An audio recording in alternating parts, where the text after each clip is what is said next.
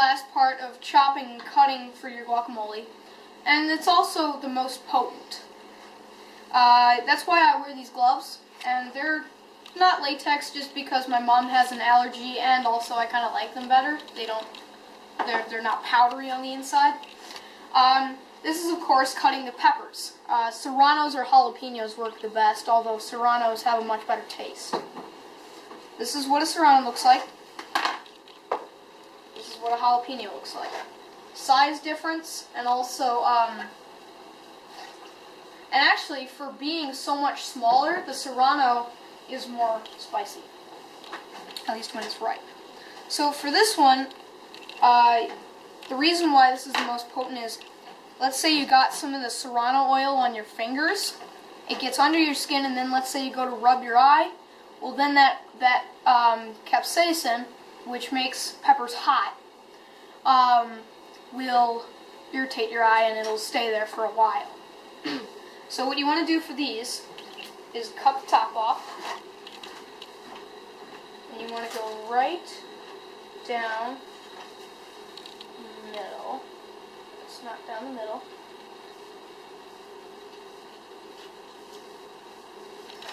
One thing about cutting up peppers, if anybody has breathing issues in your family, you either want to open a door or you want them to clear the room, because these peppers, that's a fake. However,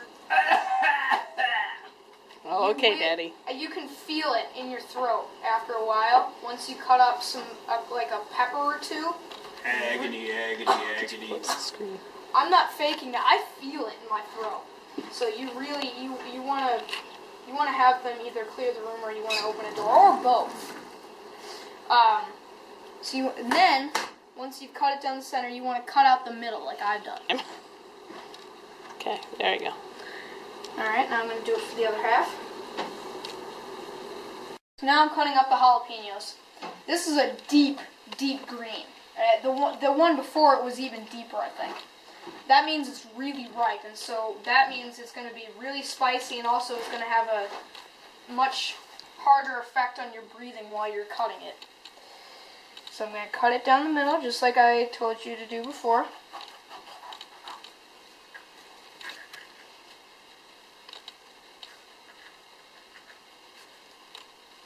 There we go. Again, I'm just going to use, I'm using the exact same technique as I used for the serranos, only it's made just a tad bit easier by the fact that jalapenos are, well, much bigger. Gutted all of the peppers, either serrano or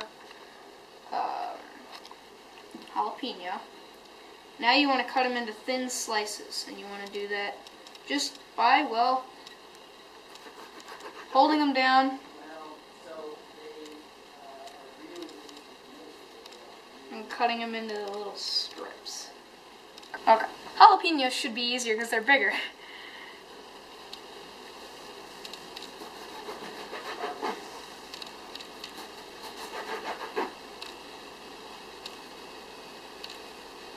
And here's a pile of stuff that have already been cut.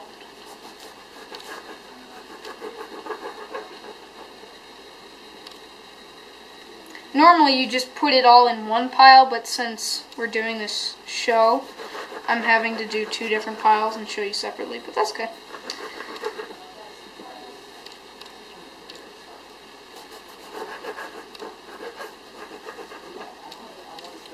Alright. Oh, wait, I need this stuff. Now you want to put it into one pile. And you want to cut it in half. That way it packs easy.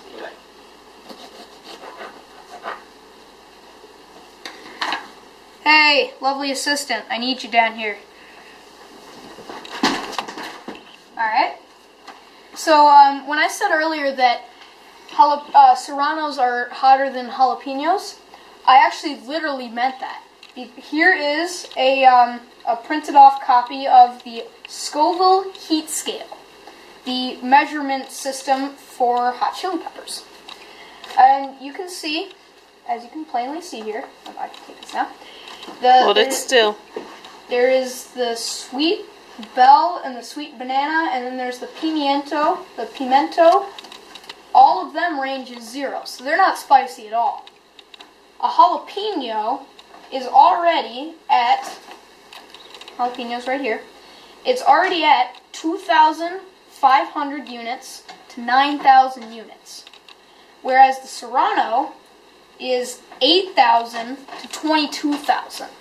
While that may seem like a lot, in actual fact, it's really not. If I go to the next page here, let's look at the orange habanero, if I can find it. Aha. Here's the orange habanero. You can find these at All I can see is your Targets. fingers. The orange habanero is right above mine. Now you probably can't read it from here, but that is actually 150,000 to 325,000. And as yet another comparison point, as far as I can tell, the world's highest naturally growing pepper, the ghost pepper, also known as the Butte Jolokia or the Naga Jolokia, is 800,000 to 1,041,000. And tipping the scales, topping everything, is pure capsaicin, which is actually the active ingredient, the thing that makes peppers hot. Pure capsaicin is 15 to 16 million units. Okay, now back to the peppers. Sorry, I can't help but add a little science in everything I do. So now back to the peppers. So we've already chopped this. This is what it should look like. It's nice in small pieces. These are very ripe peppers, so we're not going to put very much in to start. We can always add more. That's the one thing when you're adding peppers. You never, ever, ever start off with a lot. I like mine a little bit more spicy, and so I just dumped the whole bunch in one time. I actually had to stop eating before I was done because it was so spicy. I couldn't take it. I got in first place. And so it was. You really don't want to overdo it. And I still have one going around me. So there's the peppers. Now, if you're like me, and like I said, I like a little bit extra spice, you might want to take a small container like this. It's only a couple inches by a couple inches. And you might just want to load the rest of these peppers into that container to put in separately. So now I have a chip. I'm going to do a taste test for spiciness, not for flavor because we're not done adding things.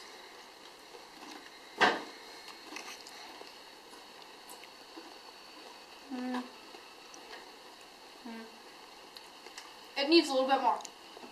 It's going in.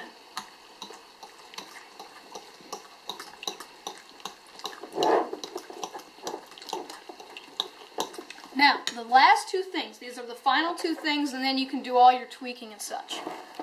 Salt. You want to add a good amount of salt.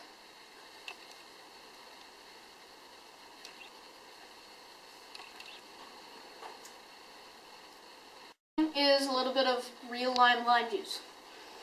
You really don't want to add too much, so just pour it into the cap and you should get about a cap full.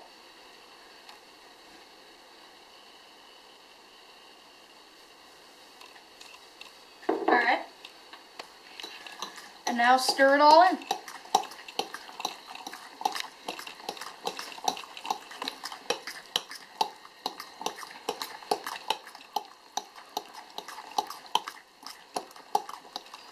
Now, once that's all done, get another chip, give it a taste test.